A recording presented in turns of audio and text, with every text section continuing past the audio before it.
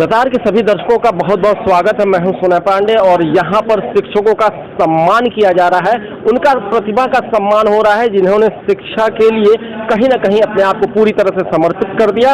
और इसी सम्मान समारोह के हम साक्षी बने हैं और आयोजक मंडल में हमारे बहुत ही पुराने शिक्षा के जगत से जुड़े हुए जो अब इस समय वीआरएस ले चुके हैं प्रवीण मिश्रा जी, और पेशे से अब इस समय वकालत भी करते हैं। बहुत सारी इनकी उपाधियां हैं, हम उस पर जाएंगे तो लेट हो जाएगा। हम बात करते हैं कि कैसा कार्यक्रम और क्या होना है यहाँ पे। ये कार्यक्रम विशेष तौर से ऐसे हर गोरखपुर के सभी ब्लॉकों के ऐसे एक शिक्षक, एक शिक्षा मित्र और एक अनुदेशक को चिन्हित करके सम्मानित करने का है जिन्होंने वास्तव में अपना योगदान शिक्षा के क्षेत्र में अकादमिक प्रगति के लिए दिया है और अभी भी निरंतर रूप से दे रहे हैं। और किन्हीं कारणों से शासन स्तर से ये सम्मानित होने से वंचित रहे हैं। ऐसे में हम लोगों ने योजनाबद्ध तरीके से जो अनुदेशक संघ के प्रदेश अध्यक्ष श्री विक्रम सिंह जी हैं, उनका एक प्रस्ताव था कि हम ऐसे शिक्षकों को, अनुदेशकों को और शिक्षा मित्रों को सम्मानित करें। एक छत के नीचे अकादमिक सपोर्ट देने वाले इन तीनों लोगों को हम सम्मानित करके एक उदाहरण प्रस्तुत करें, क्योंकि इन लोगों का वास्तव में शिक्षा के उन्नति में, उन्नयन में विशेष योगदान रहता है।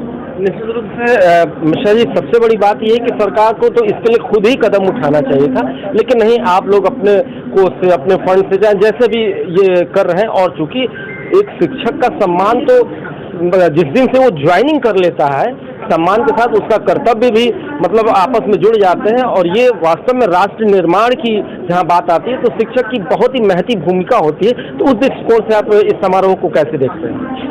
जी, आपका प्रश्न बहुत ही जेन्युइन है, बहुत ही युक्त है। शिक्षक स्वयं में एक सम्मानित पद है, लेकिन जब हम उन्हें किसी मंच से सम्मानित करते हैं तो उन्हें एक गौरव की अनुभूति होती है कि हमारे कार्यों का कहीं ना कहीं मूल्यांकन किया जा रहा है और उस मूल्यांकन के सापेक्ष हमें सम्मानित किया जा रहा है। समय समय पर शिक्षकों का, अनुदेशकों का, शिक्षा मित्रों का मूल्यांकन होना चाहिए और अच्छे कार्यों के लिए उन्हें सम्मानित किया जाना चाहिए।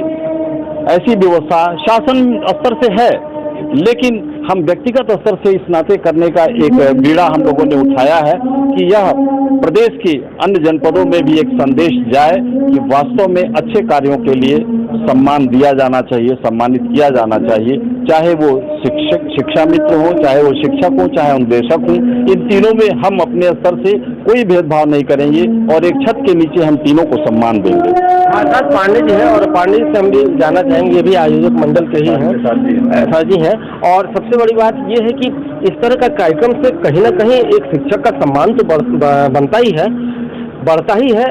सबसे बड़ी बात है मनोबल बढ़ता है इससे कि भाई हमको भी कोई एक है जो जानने वाला है और हमारा भी सम्मान करने वाला है। बच्चे तो आजीवन एक शिक्षक का पैर छू के सम्मान करते ही हैं, लेकिन हमारे ही बीच के कुछ लोग उठ के आते हैं और ये सम्मान पाते हैं, तो कैसा ये लगता है एक शिक्षक के? सबसे पहले तो मैं आपको ये बता दूं कि जब हम लोग परंपरागत रूप में यानी सरकारी के तौर पर चुनाव करते हैं तो निश्चित तौर पर शिक्षक का चुनाव करते हैं।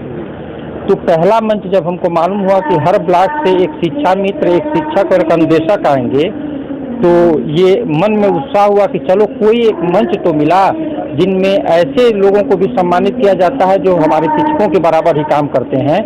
और ये सबसे पहले ये भी बता दूं कि जितने हमारे शिक्षक सम्मानित हो रहे हैं, ये एक मोटिवेशन है कि अन्य शिक्षकों के प्रति भी मोटिवेट हों और वो इस सम्मान के प्रति लगे कि अगर हम अच्छा काम करते हैं तो हमको एक पहचान मिलेगी, तो वो पहचान मिले और सब अच्छा काम करें, उसके लिए एक जागरूकता पैदा करेगा। और सर्वप्रथम जो शिक्षक और शिक्षा मित्र अनुदेशक सम्मानित होते हैं उनको भी अंदर से एक सेल्फ मोटिवेशन मिलेगा कि हम जो काम कर रहे हैं अच्छी दिशा में, ये काम बहुत अच्छा है और इसको आगे और अपनी पूरी क्षमता के साथ करना चाहिए। सर, एक चीज़ ये बताइए कि यहाँ पे काफ़ी भीड़ है, तो लगभग कहाँ से लोग आए हैं और कितने लोगों का सम्मान किया जाना है? अभी हमारे नगर को लेकर 21 ब्लॉक हैं, 21 ब्लॉक हैं नगर को लेकर के, और हर ब्लॉक से 3-3 लोग चयन किए गए हैं। और कुछ विशेष जो शिक्षक हैं उनको भी चयन किया गया है।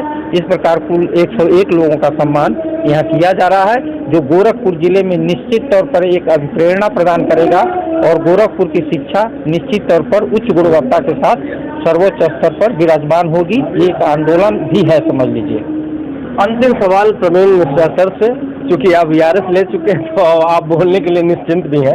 मैं यहाँ पे कुछ दिन पहले जब आंदोलन हो रहा था कि बायोमेट्रिक अटेंडेंस वाला, तो मैं भी उसका साक्षी बना और मैंने भी प्रमुखता से इस खबर को दिखाया था।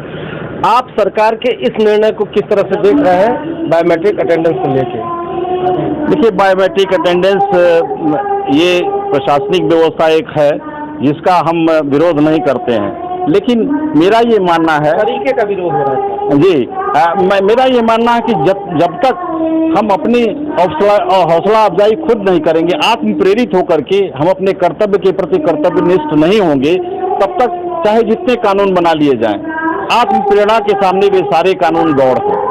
आत्म प्रेरणा जब हम आत्म प्रेरित होकर के समय पर विद्यालय जाएंगे, और जाते ही हैं हमारे शिक्षक, इतने विद्यालय हैं, आप बताइए प्रदेश में कहीं इक्का दुक्का ऐसी घटना हो जाती है किन्हीं दुर्घटना के कारण या किन्हीं अपरिहार्य कारणों से हमारा शिक्षक अगर समय पर विद्यालय नहीं उपस्थित हो पाता है, तो मैं समझता हूँ ये एक एक्सीडेंटल केस है और इसको इतना हाईलाइट नहीं किया जाना चाहिए, क्योंकि गांव-गांव में विद्यालय हैं, सबसे ज़्यादा विद्यालय ही है, मैं समझता हूँ एक संजाल है विद्यालयों का।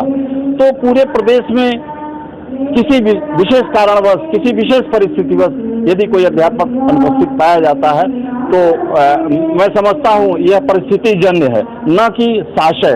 इंटेंशनली नहीं कोई अध्यापक चाहता है कि हम अपने ड्यूटी के प्रति जो है लॉयल न हों। हर अध्यापक चाहता है कि हम अपने ड्यूटी के प्रति लॉयल हों।